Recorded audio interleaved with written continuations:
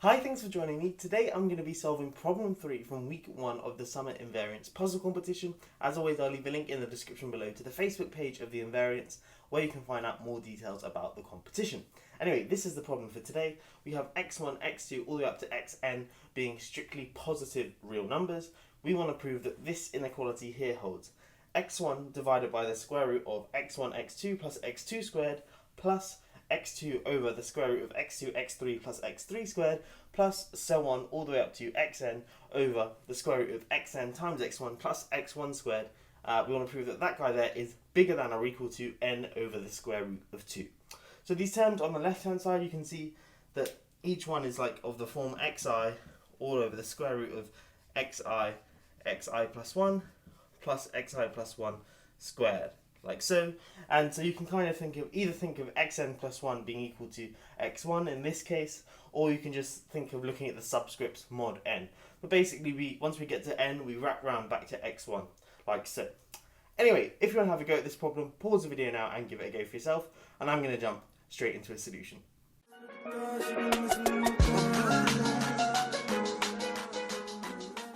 Okay, so the first thing we want to do is just see if we can simplify each of these sort of individual terms. So if you just take a generic term, xi all over the square root of xi plus 1, times xi plus 1 plus xi plus 1 squared. The kind of only thing we can do is divide top and bottom by xi. So we get that this is equal to 1 over, then obviously if you divide by xi and bring it into the square root, we're getting an xi squared in the square root. So this is 1 over the square root of xi plus 1 over xi plus xi plus 1 all over xi squared, like so. Because when we bring an xi into the denominator, this guy here becomes xi plus 1 divided by xi squared. So one of the xi's will cancel with this, giving us xi plus 1 over xi. And then this guy here is xi plus 1 divided by xi all squared, like so. Now, it's kind of natural now to introduce this new guy ai, which is just going to be xi plus 1 over xi. So then this guy here is just equal to 1 over the square root of ai plus ai squared, like so. So we have this new term ai, which is just defined to be xi plus 1 divided by xi. And notice that it's well defined because each of the xi's are positive, so you don't have to worry about dividing by 0. And now we have that each of these individual terms is essentially 1 divided by the square root of ai plus ai squared. Let me clean up the whiteboard and we'll continue. Okay, so we just showed this result here, that xi divided by the square root of xi times xi plus 1 plus xi plus 1 squared is equal to 1 over the square root of ai plus ai squared, where ai is just xi plus 1 over xi. Now, what the next thing is, it's kind of crucial, but hopefully not too difficult to see, is if you have a stare at this for enough time, you might notice that if you take the product of the ai, so the product from I equals 1 to n of the ai's, well, this is just the product from I equals 1 to n of xi plus 1 divided by xi. But then if you just write out each of these terms, when you plug in I equals 1, you get x2 over x1. Then the next one is x3 over x2. Then you get x4 over x3, whoopsie daisy, and so on, all the way up to x1 over xn.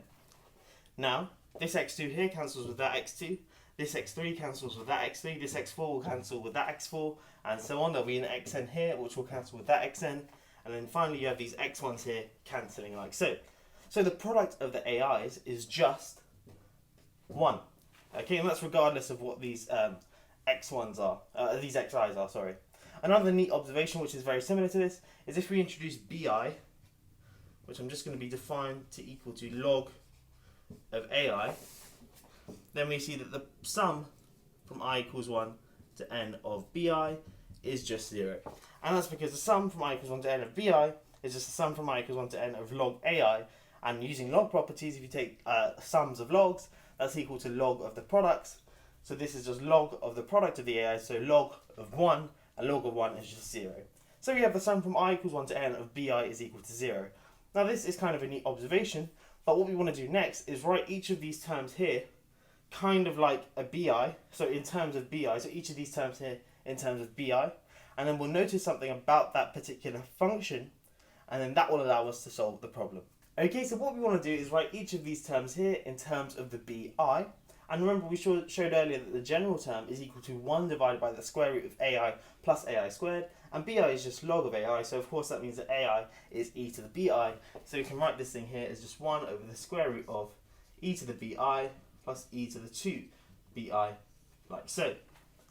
Now it's kind of natural to introduce the function f of x, which I'm going to call 1 over the square root of e to the x plus e to the 2x, like so, because that guy there obviously is just f evaluated at bi.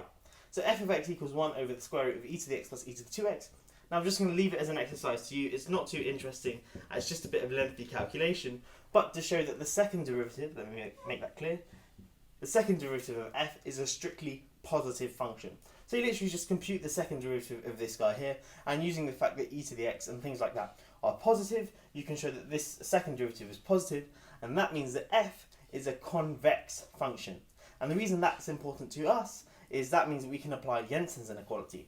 So if you haven't heard of Jensen's inequality before, let me kind of quickly go over it. I won't prove it, I'll just state it. But if you have a convex function g, so g is convex, which just means its second derivative is positive. So g is convex, and you also have that you have alpha 1 and so on all up to alpha n being some real numbers, and you also have that y1 all the way up to yn are real numbers. Then g, so of the sum from I equals 1 to n of alpha I yi divided by the sum from I equals 1 to n of the alpha I, so kind of like a weighted mean of the yi's, kind of. This guy here is bigger than or equal to, if you just do the sum, oopsie daisy, the sum from I equals 1 to n of alpha I times g evaluated at yi, and that's divided by, let's see if I can squeeze it in, the sum of the alpha i's, and that's from I equals 1 to n, like so. Okay, so this is the inequality. As I said, I'm not going to state it, and I'm not, oh sorry, this guy here should be positive. Each of the alpha i's should be positive for this to hold. So I'm not going to state this in this video, I'm just going to kind of, sorry, I'm not going to prove this in this video, I'm just going to state it. But that's Jensen's inequality, and obviously what we want to do is use, instead of g, use f, and use some specifically chosen alpha i's to make this all work. Anyway, let me clean up the whiteboard and I'll finally finish this problem. Okay, so what we want to show is the sum from I equals 1 to n of 1 divided by the square root of e to the bi plus e to the 2 bi is bigger than or equal to n over root 2. So this is an equivalent statement of the problem we want to solve. Then we introduced f of x, and we showed that f double prime of x is strictly positive, and then I stated Jensen's inequality, and now all we want to do is apply Jensen's inequality, but choose the alpha i's in such a way and these y i's in such a way that we can get the result. Now clearly we're going to substitute g for f, because f is the convex function which we're interested in this problem, and now we've got to choose these alpha i's so that we can kind of mould it to get what we have here. Hopefully it's clear to see what we want to do is so g equal f, and then each of the alpha i's we're going to be equal to 1 over n. Okay, and then after that, once we've done that, we want to choose the yi's, and the yi's are simply going to be equal to the bi's. Oopsie daisy, like so. Then if we just plug all this information into Jensen's inequality here, because g is certainly convex, each of the alpha i's are positive, and the yi's are just the bi's, so they're real numbers, so we can plug them into this inequality here. So the left hand side is just this g of the sum of 1 over n times the yi's, which is just 1 over n times the sum of the bi's, divided by the sum of 1 over n, and there's n of them, so n times 1 over n is just 1, like so. This is less than or equal to, on the right hand side we have the sum of 1 over n times the g of yi's, but that's, I can bring the 1 over n out, and g of yi is just f of bi, like so, and then divide that by the sum of 1 over n, and again that is just 1, because it's n times 1 over n. So we've got this side here. Now we've got g of 1 over n times the sum of the bi's, but remember we showed earlier that the sum of the bi's is just 0, so that kind of obliterates everything inside the bracket. So we just on the left hand side have 0, so g of 0 is less than or equal to this right hand side here. What I'm going to do is multiply both sides by n. Oh sorry, this is not supposed to be a g, this is supposed to be an f. If I multiply both sides by n, I get rid of this 1 over n here, and obviously I can get rid of the divide by 1 in the denominator. So we have the sum of f of bi's, which is exactly what this thing here is. I can write this as the sum of the f of bi's from I equals 1 to n.